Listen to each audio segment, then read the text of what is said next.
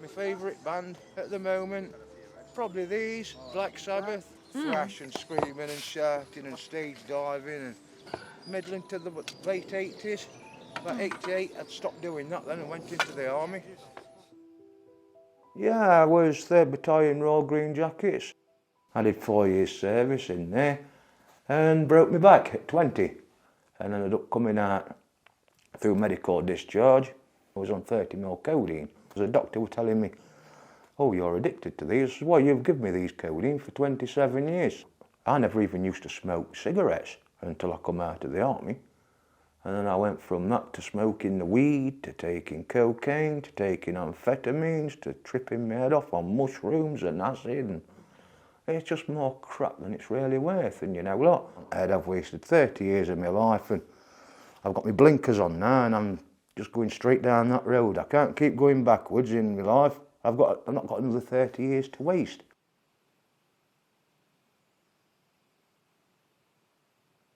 A lot of the people that we get through the programme, they've had no schooling, have been told they're not going to be up to much, they're not going to achieve much, they're excluded from school. So we do education within the programme. We teach them dry stone walling. When I've got my foot on, we'll get that in just there, with this long. Do you want to eat, Rav? Any time. Shall we, Steve? We'll get this foundation finished first. All right. As soon as we finish the foundation, we'll come and eat. 14 were earliest when I first got done, in trouble with law and that. But I was growing up on an estate, getting into the wrong crowd, smoking weed and drinking and just taking drugs and just being a nuisance, really. Just one thing will make you twig and then you do something stupid again. But this has actually stopped me from doing a lot of stupid shit. Now we're learning fit level 2. And then after we've done as level 2s, we actually classed as professional wallers, and we'll be on a website where people can look for builders and find work out in Peak Districts and wherever. A lot of them are from the cities and urban areas, and they've got and there's a lot of peer pressure, so that every day they're bumping into people that maybe they've offended with, or they've taken drugs from, they've bought the drugs from, etc. So bringing them out into the Peak District is certainly a way of a therapy. I love this work and I'll pretty much do anything. I've done this kind of thing all my life pretty much anyway, but yeah, I love it. I think luckily I seem to have took to it. So that's a bonus. So I'd never even done it, and the first couple of days we get onto the stones and just like a big jigsaw puzzle really. I hope to preferably get a job in this thing and just keep on doing it because it's like my therapy in a way.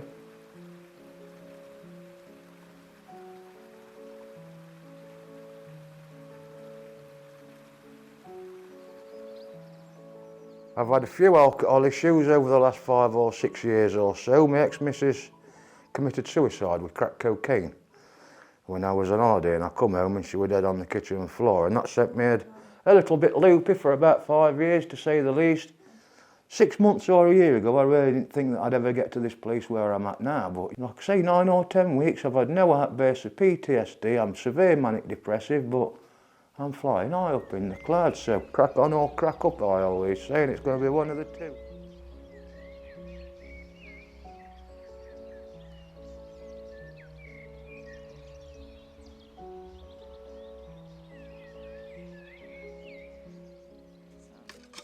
Right. Go on then, who's going to have a go at putting that in there? So this edge is along here. This is the edge, yeah? Watch your backs.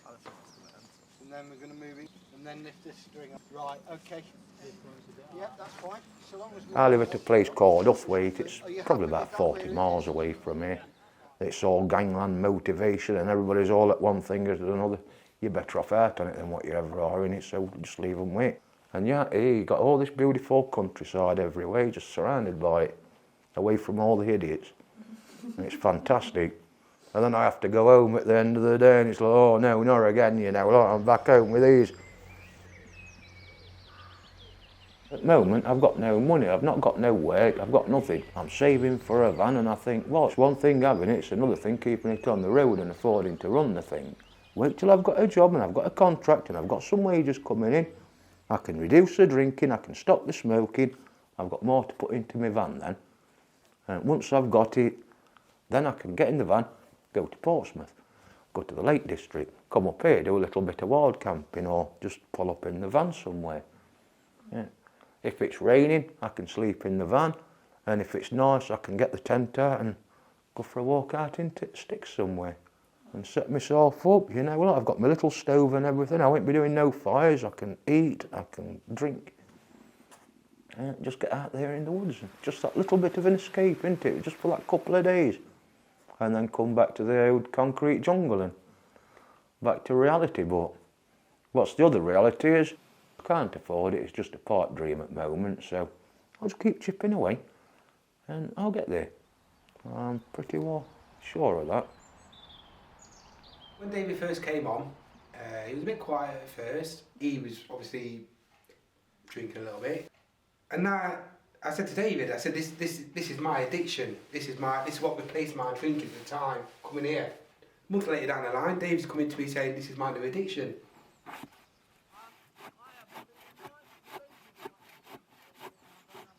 Oh, you were a boxer? Boxing, yeah. Oh my God. I'm 37 years on the fighting circuit. Really? Yeah. Oh, damn.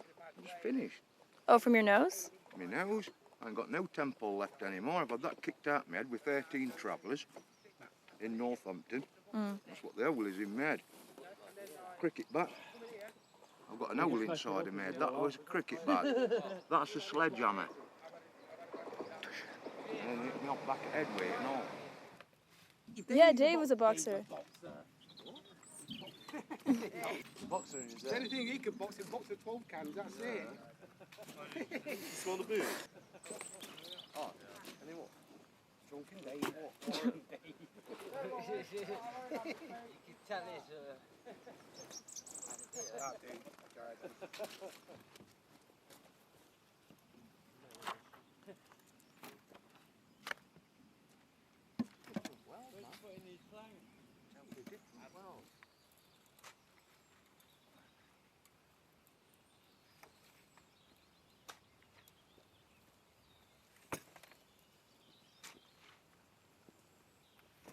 Good for over a year. I used to drink 15, 16, 9% cans a day.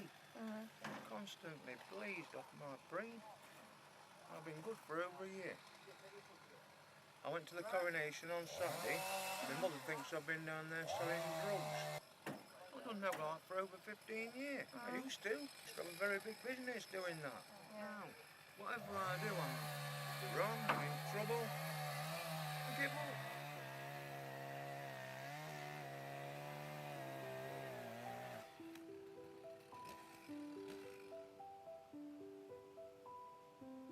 Makes me happy. I feel a lot better being with you people.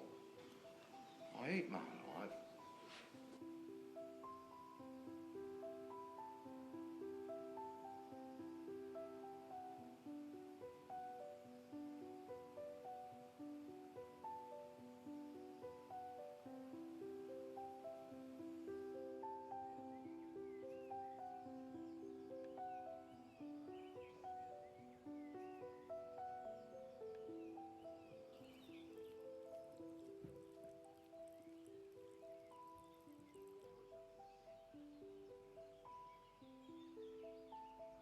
Have you seen David or no? He's not here today. Not sure when he's back. Was he here yesterday? No, he wasn't, no. David has issues with alcohol, as you know, and he had a bit of a relapse at the weekend. So he had quite a few drinks. Fell out with people that he lives with. I think it went a little bit further than that. So I think I think he's had a few days of being quite angry.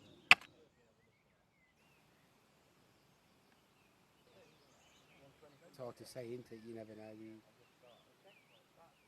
You think he's gonna be able to take his exam still? Or no? I don't know. He's got a lot to learn. You know, we can do everything, we can facilitate everything, but in reality, sometimes it's a responsibility for him to, you know, we can only do so much.